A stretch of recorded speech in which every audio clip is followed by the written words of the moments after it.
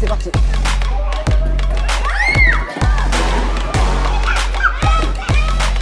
Ouais, bien joué, belle passe.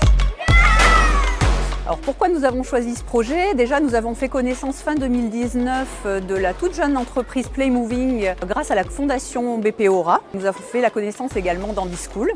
Nous avons tout de suite pensé à interpeller nos partenaires qui sont l'ASEF et la CASDEN et qui portent ce même type de valeurs. Ouais, super les filles. Bravo les filles. Bravo. Ce projet se développe en faisant de l'animation au sein des établissements avec la mise en place d'un kit pédagogique pour mettre tout le monde en synergie pour effectivement élever l'inclusion au niveau du handicap. Playmoving, c'est une start-up régionale qui fabrique et conçoit des fauteuils pour enfants.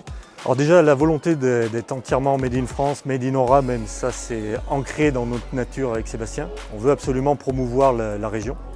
On est directement en contact avec les fabricants, on n'est que 2 dans l'entreprise. Le handisport, c'est une très belle expérience pour Playmoving et pour moi. J'espère pouvoir continuer très longtemps dans ce domaine et que Playmoving perdurera. L'handicap fait partie de la vie, donc pour l'intégrer, il faut qu'on le connaisse. En faisant cette action d'acheter des fauteuils et de les mettre à disposition des écoles, des établissements, des clubs sportifs ou associations, c'est donner aux enfants une autre image de l'handicap, à s'approprier ce que peut être l'handicap.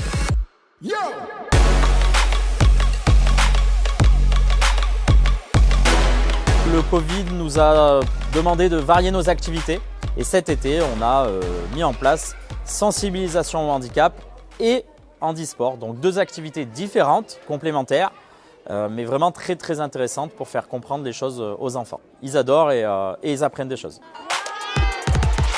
C'était tout bien. Surtout, ce que j'ai aimé, c'est de jouer avec mes copains et de m'amuser. Il y en avait un, il était très sportif et l'autre, on apprenait des choses sur la vie des handicapés. On pouvait saisir cette occasion d'aller parler du handicap de façon pas de personnes fragiles mais des personnes dynamiques. Leur réaction, ils demandent toujours à intégrer un club de rugby fauteuil à la fin. Donc ça pour nous c'est vraiment une belle récompense. Mais les mettre en situation de handicap dans des fauteuils où ils seront dedans, je crois que c'est la meilleure façon pour eux de se mettre en situation et d'oublier leur handicap, de l'effacer. Et quand ils rentrent chez eux le soir et plus tard après, ils vont se dire voilà, les personnes en situation de handicap c'est aussi des sportifs. C'est marqué. J'ai découvert le rugby fauteuil lorsque j'étais au lycée. Ça m'a apporté de la confiance en moi et des capacités physiques aussi que j'ai développées grâce aux entraînements. C'est vrai que les Jeux paralympiques c'est la plus grande compétition au monde et pour nous c'est la compétition qu'on veut atteindre forcément. Mon objectif c'est de m'entraîner toujours plus, d'être sélectionné par le staff en place. Voilà, je vais tout donner. Après, on a de plus en plus de concurrence parce que le sport se développe. Ça veut dire que le niveau monte et qu'on se rapproche aussi des médailles.